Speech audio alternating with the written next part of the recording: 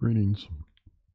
Today we're going to talk about your question about the will of God.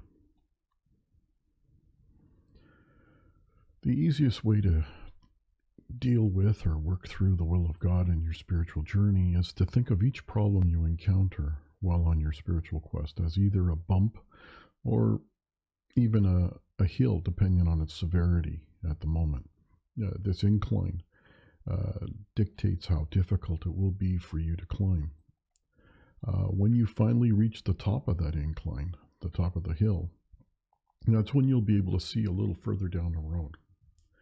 Therefore, in some ways, it's to your advantage not to focus on how big the problem is, but how important to your spiritual quest it is. The issue will, when you reach the top of that hill, it'll bring answers. You'll just be able to see a little further down the road.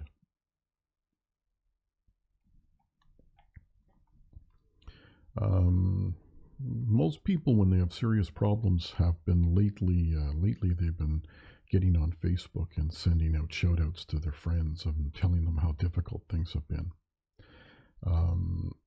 Following the law of attraction, you're increasing the reality of your troubles through your friend's belief in your troubles. So it's a benefit to keep it between you and God. Don't spread it out all over the world. If there's one confident person, somebody that won't take on the energy and create and help create the reality to the problems, then by all means, work with that person. But for the most part, the spiritual quest is a personal, individual quest, and it should be kept between you and God, all your problems. So, calling out to God for guidance and prayer, and keeping your problems between the two of you instead of increasing through your friend's energies, influencing and increasing its energy. Coincidence is when God chooses to remain anonymous, so always remember that. God doesn't take credit. What I do is I perform a simple prayer all the time, especially when I'm finding myself struggling to climb the hill. When I'm reaching adversity, it goes, everything I say, think, and do is of God. I make no decisions myself. I am an instrument of God's will. So by reciting this prayer effectively, it moves all my problems and difficulties to a higher arena of play. Meaning the difficulty is not just happening to me personally, but it's also happening to God, as I'm an agent of God. And then I'm doing God's will. With every problem, there's always an individual, even though they're nowhere to be found or seen, there is a person behind the negative energy. It might be anybody you meet, somebody dislikes you. That's just the way it is. So there's no such thing as a coincidence behind every problem. There is a fellow human being at the source of the attack. By reciting this prayer, making this confirmation that you are doing God's will, you essentially switch the person's attack on you to be against God, by letting God take care of the person and let the issue unfold sort of separate from yourself emotionally. You're relieved of any of the karmic debt that might come out of that incident. So let God deal with it. Let God punish the person. Let God do whatever it is that God's going to do. Move them through the experience, move you through the experience. It's all part of the story. It's kind of like what they say, when the will of man crosses the will of God, somebody will die. The dark ones have failed miserably to understand this. This is God's formula here for success. By turning all your worries over to God, by hoping, by trusting in God, it's the expectation that God will keep his word. That is your key to success. You don't doubt. You just know that if you're following the will of God will be done, whether or not it's comfortable, whether or not it's difficult. Salvation is when you accept and become God's will. From the dark one's state of mind that they only want their will to be done. That's where the conflict always comes in. Every action in life requires risk. You can't really live until you've accepted that your own death might be required as part of the story. When you're weak, wearied, confused, and under pressure, it's time to examine your relationship with God. It's time to examine if you're still doing God's will. When you feel that things are at their darkest, the smallest amount of light can and it will illuminate all situations, enough for you to see a solution or at least an exit. It's like a night light in the bathroom, so you're not stumbling around and falling into the toilet. It's like it doesn't need a lot of light at night when you're at your darkest. It just needs a little bit, and that's all you need. It's a pilot light. God is more concerned about what we try to manifest in his name, not what we think he wants us to do to please him. God's not about pleasing him. We are here to create situations for God to understand God's self. That's what it's all about. And that's not necessarily means it's going to be a fun ride. There are two kinds of people in our dual polarity reality. Those who pray to God, thy will be done, and those whom say, this is what I want to happen. So kind of to reiterate the prayer, everything I say, think, and do is of God. I make no decisions for myself. I am an instrument of God's will.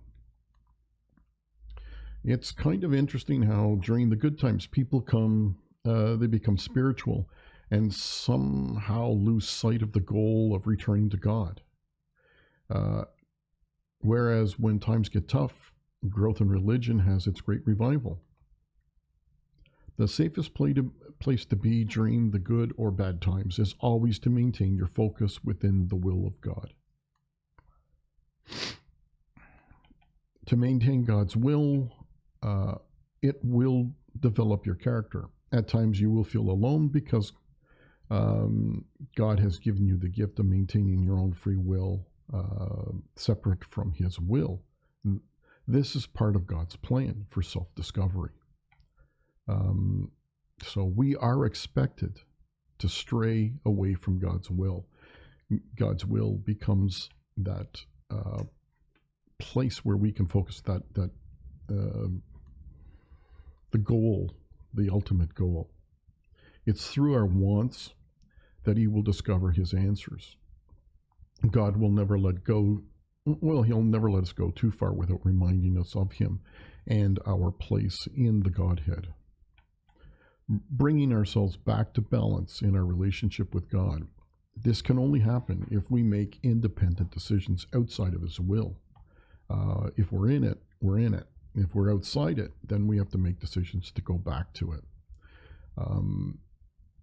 God will send guidance, he always does, to help us recognize when it's our will and when it's his will.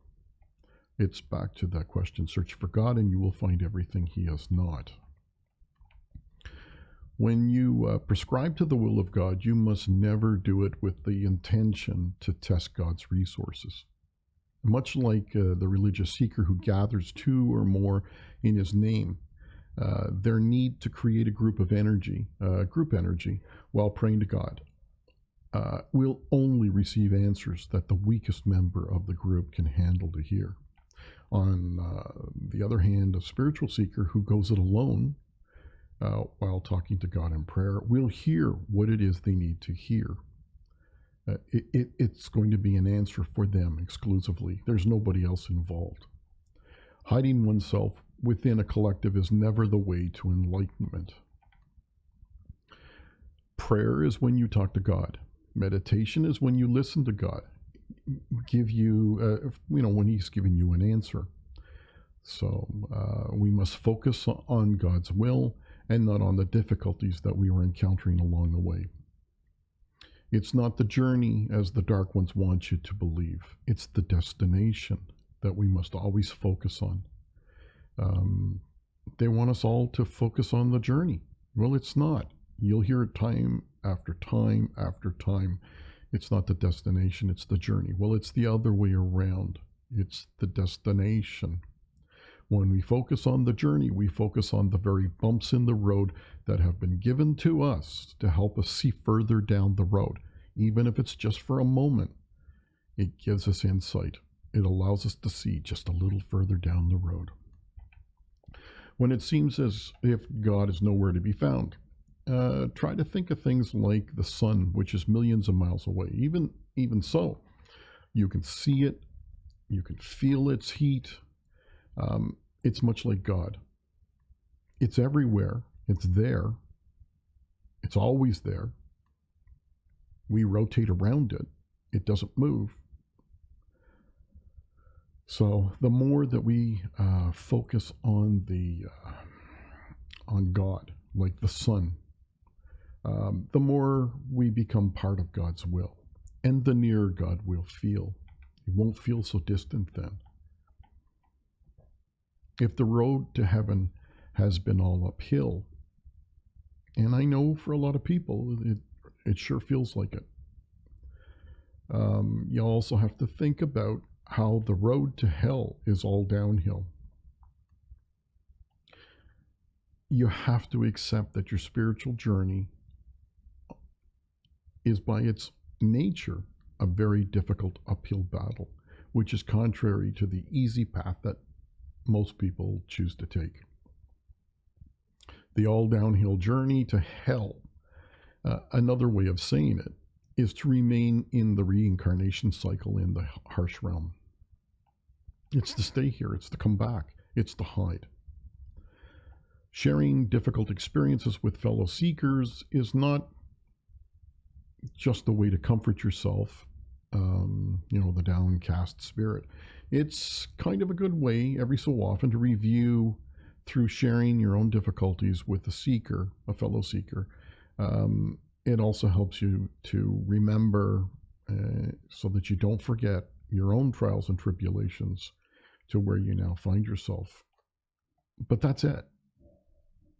You can't use other people and other people's experiences as yours. The dark ones are quietly changing our reality. There was a time when people were more interested in getting to heaven than the moon. Then mankind was more interested in getting to moon than to heaven. Now the dark ones have everybody questioning if we've ever even reached the moon.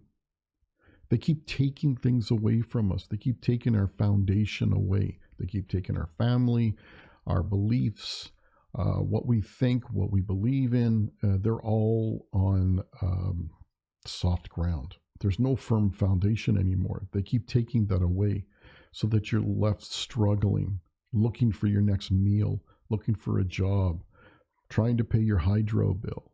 And have you worried about things as stupid as what gender gets to use this bathroom? These are all diversions to keep you from your journey, from your quest for truth. These are stupid things. They're not important to your spiritual journey. What bathroom somebody uses, that's their issue, to keep them here, to keep them tied up in this reality. I mean, there was a time when, just within my lifetime, figures like Jesus Christ would have never been treated with this level of disrespect. Today, now it's not even a level of disrespect. It's now people are starting to question whether he even existed. So Jesus is, as you know from book 3, one of the reconciliation babies. And that is what I'll speak about in the next broadcast. I'll talk about the reconciliation babies.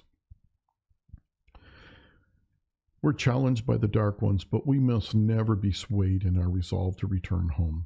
They may condemn us, they may try to convert us, They may torture us to convert us.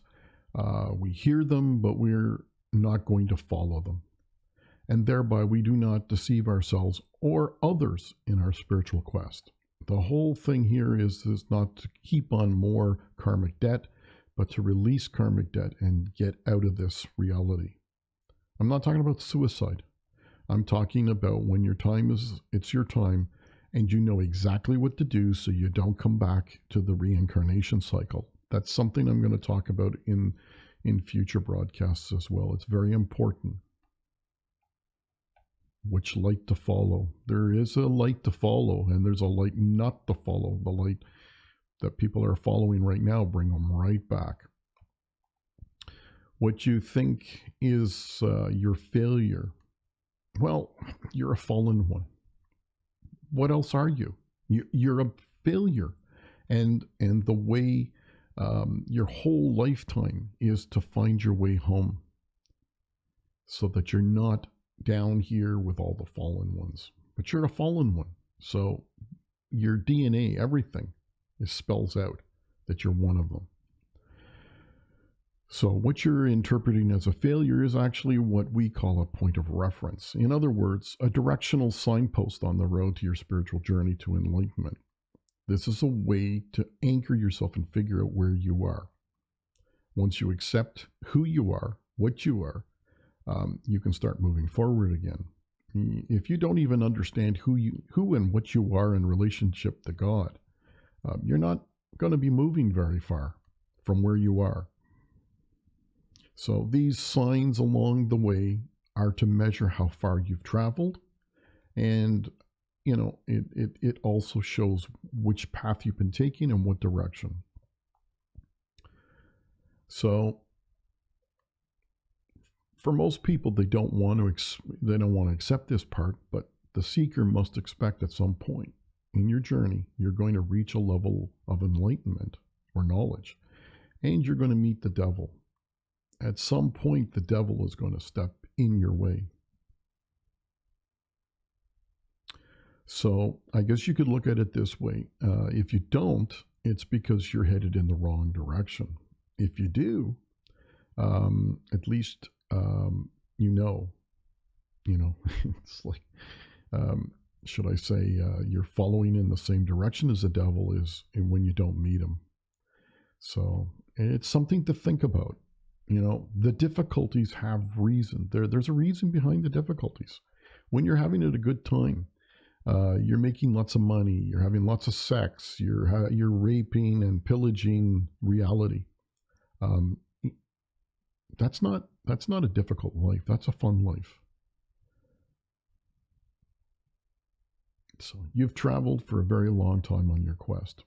It's been many lifetimes, and even so, when the unexpected event happens, that one day in your life when everything suddenly flashes before your eyes and it's all over.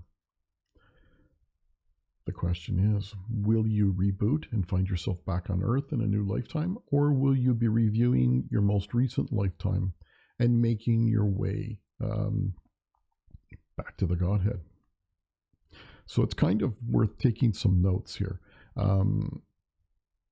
What's the most exciting part of your story when you're doing your review? Well, one of them is going to be when you started to follow the will of God. Metaphorically speaking, while you're on your voyage home back to heaven, kind of what section of the plane are you going to be sitting in? Smoking, non-smoking, first class, economy? Most spiritual seekers have no idea what section of the plane God has designated for them. But that's not an excuse to not get on the flight or turn your back on God, follow the wrong light and head back to Earth when the time comes to board the flight to, back to the Godhead. A spiritual seeker that chooses to follow God's will, even though they are constantly living in a state of pain and sorrow, just may be the most expensive offering a fallen angel can ever make when they're setting up their altar to ask God for forgiveness. It's expensive. Physical pain and agony, sorrow is so difficult.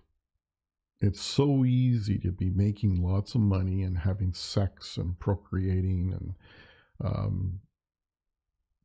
and that just drives you deeper into the harsh realm. The pain and sorrow are your motivators to get your ass out of this reality, to find your way home. So people do not reject the will of God because God's will contradicts itself. It's because God's will contradicts theirs when they have their will and they want to follow what they want. God has many possible ways to achieve his will, but it's his omnipresent wisdom that determines the best way to accomplish it. God does not seek our wisdom. He seeks to understand our experiences. It's one thing to read a book. It's another to experience it, its content firsthand. Spiritual seekers' spiritual health is in proportion to his acceptance of God's will. So the seeker's physical poor health is in proportion to how unplugged they have become from the harsh realm. That's something to think about. The sicker you get, the closer you get. So I'll end it here and look forward to seeing you the next time. Bye.